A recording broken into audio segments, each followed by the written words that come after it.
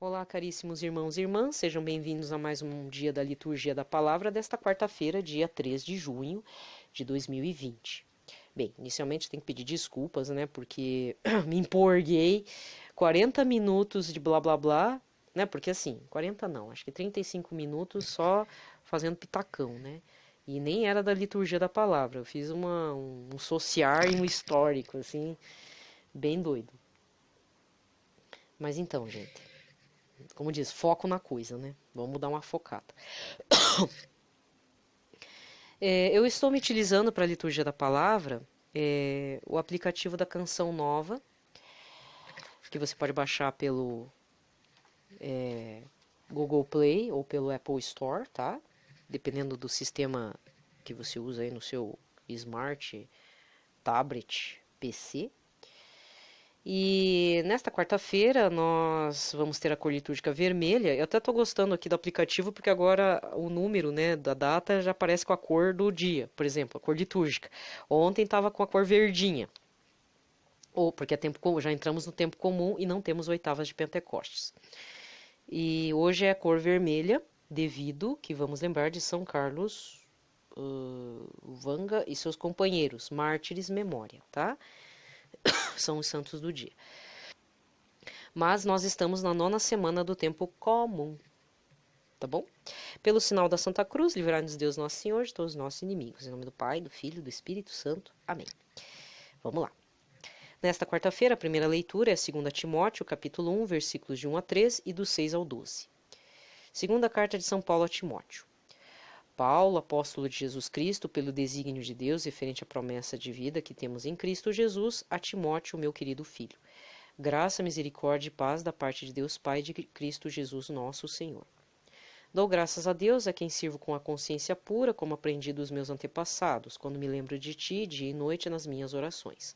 Por esse motivo, exorto-te a reavivar a chama do dom de Deus que recebeste pela imposição das minhas mãos.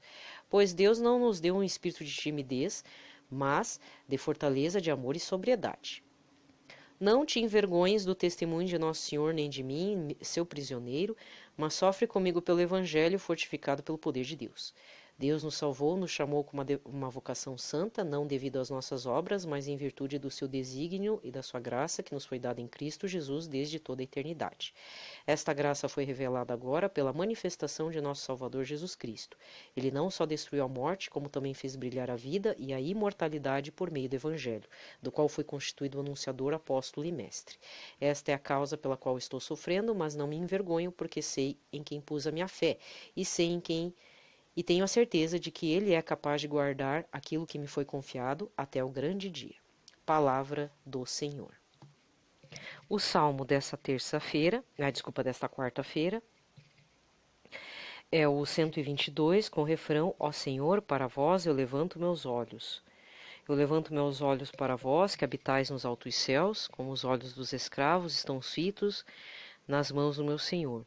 Ó Senhor, para vós eu levanto meus olhos.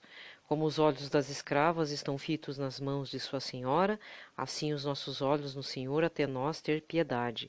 Ó Senhor, para vós eu levanto os meus olhos. O evangelho de hoje está em Marcos 12, versículos 18 a 27. Naquele tempo vieram ter com Jesus alguns saduceus, os quais afirmam que não existe ressurreição, e lhes propuseram este caso. Mestre, Moisés deu-nos esta prescrição: se morrer o irmão de alguém e deixar a esposa sem filhos, o irmão desse homem deve casar-se com a viúva a fim de garantir a descendência de seu irmão. Ora, havia 7 irmãos. O mais velho casou-se e morreu sem deixar descendência. O segundo casou-se com a viúva e morreu sem deixar descendência. A mesma coisa aconteceu com o terceiro, e nenhum dos 7 deixou descendência. Por último, morreu também a mulher. Na ressurreição, quando eles ressuscitarem, de quem será ela mulher? Porque os 7 se casaram com ela. E Jesus respondeu: acaso vós não estáis enganados por não conhecerdes as Escrituras nem o poder de Deus?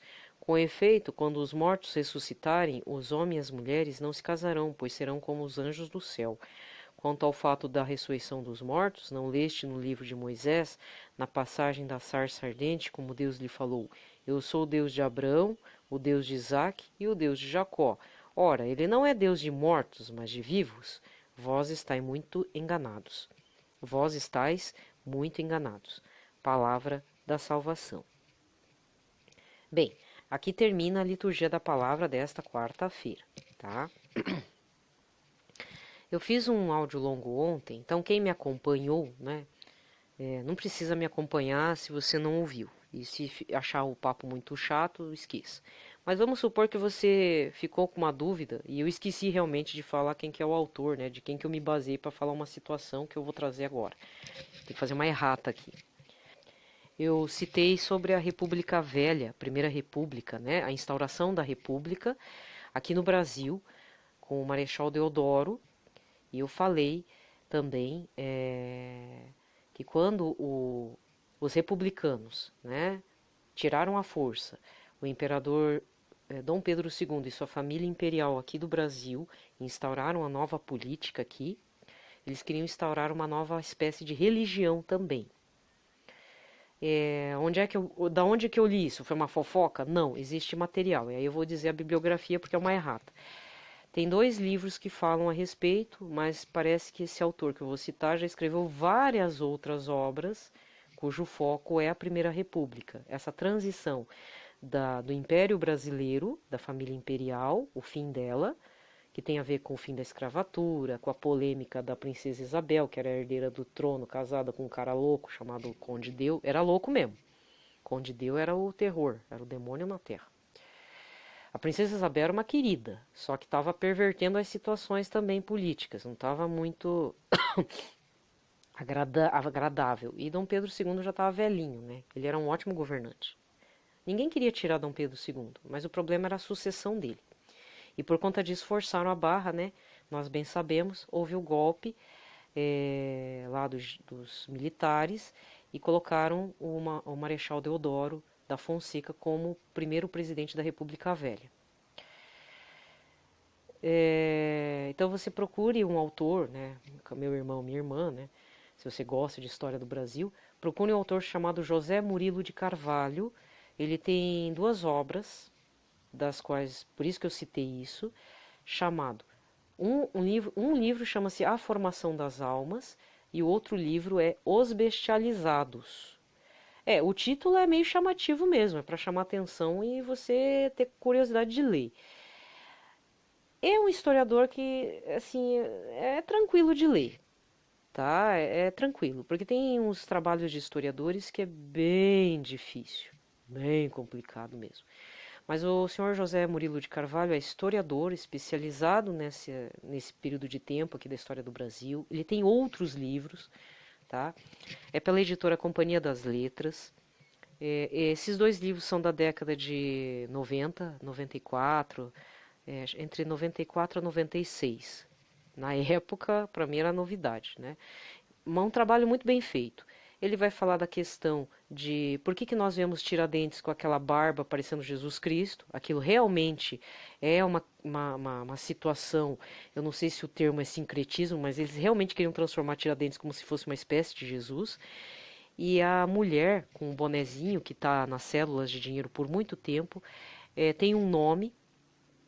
Ela é uma inspiração da Revolução Francesa, dos ideais da Revolução Francesa, também da filosofia positivista que dominava entre os militares da época, e é por isso que a bandeira nacional hoje tem ordem e progresso.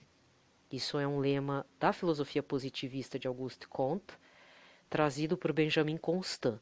Interessante observar que tem 2 Benjamin Constant, se não me engano. Tem o Benjamin Constant da República, mas tem o Benjamin Constant lá da França, que é, acho que, dos positivistas também. Bem interessante isso. Então, leia esses 2 livros se você tem interesse, né? Se você quer focar nisso. É uma coisa bem, bem bacana. E eu super indico, porque o professor José Murilo de Carvalho, é historiador.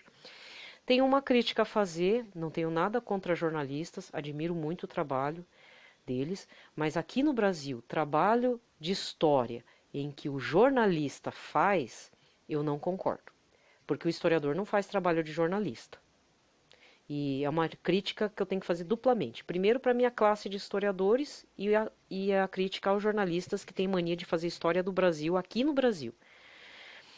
Por que os livros de alguns jornalistas, que nem o 1808, teve um também na época do descobrimento do Brasil, quando deu 500 anos, tal, teve, esqueci o nome daquele jornalista, fizeram tanto sucesso.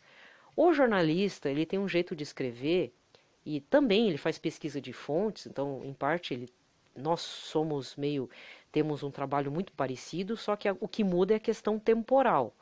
O historiador é com o passado, o jornalista é com o tempo real, né? Mas o trato com as fontes é meio similar. A crítica também, né? Mas as metodologias mudam, lógico.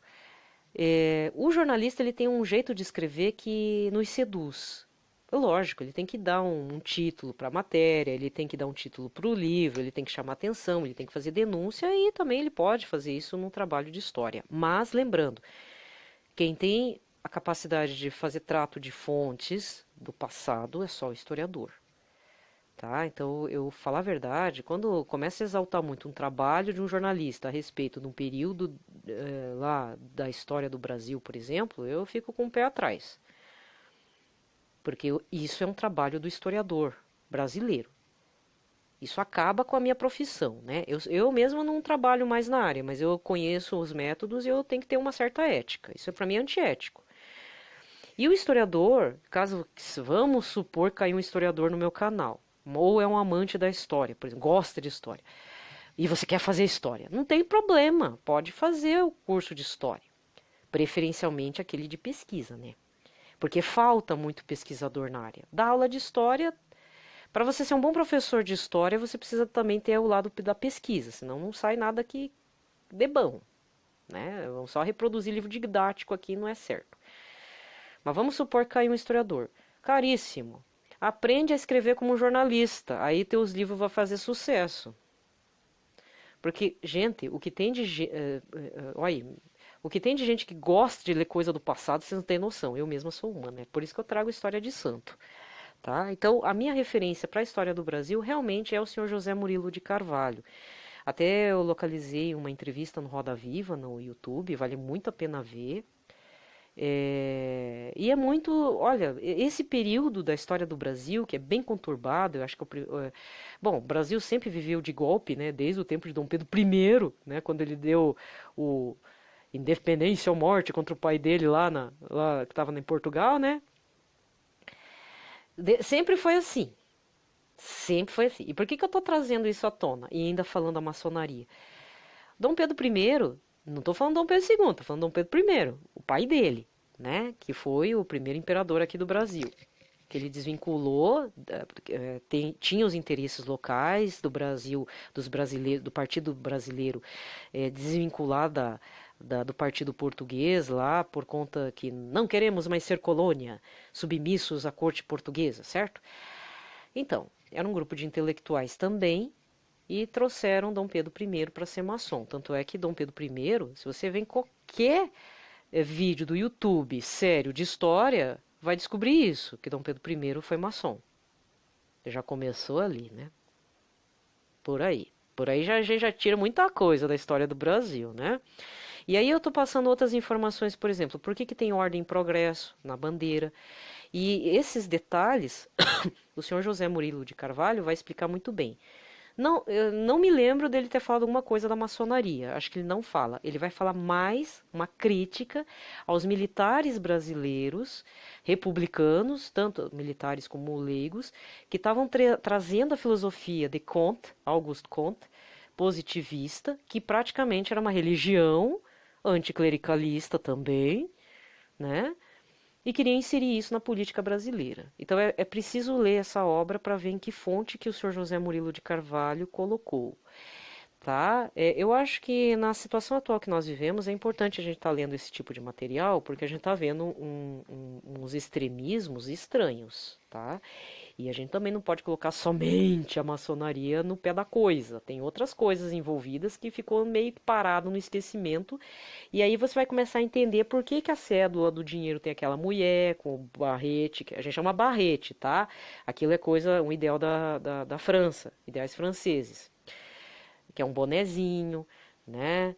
E por que essa idolatria de personalidades assim, aqui do Brasil, Castelo Branco, que eu lembro que quando eu era criança estava na cédula do dinheiro, o Marechal Deodoro, o Floriano Peixoto, né? Por que que algumas ruas, por exemplo, aqui em Curitiba, por que que algumas ruas aqui de Curitiba tem Avenida Marechal Deodoro, Avenida Marechal Floriano Peixoto e as duas se cruzam? A época da urbanização aqui foi o período da ditadura. Tanto é que, e esse dado depois me veio depois, por que que agora santo, né? São João Paulo II, ele desceu no aeroporto de São José dos Pinhais. Ele veio com o avião dele lá do Vaticano. Tchum! Aí eu perguntei esses tempos assim, por que que o Papa passou aqui numa avenida com o nome de general, naquele ano de 79, e veio com a carreata, com o papamóvel, né? Que aliás o papamóvel, vou falar a verdade, comparado com o papamóvel do Papa Francisco, o papamóvel do Papa Francisco é uma Mercedes perto do carrinho de golfe de São João Paulo II, né?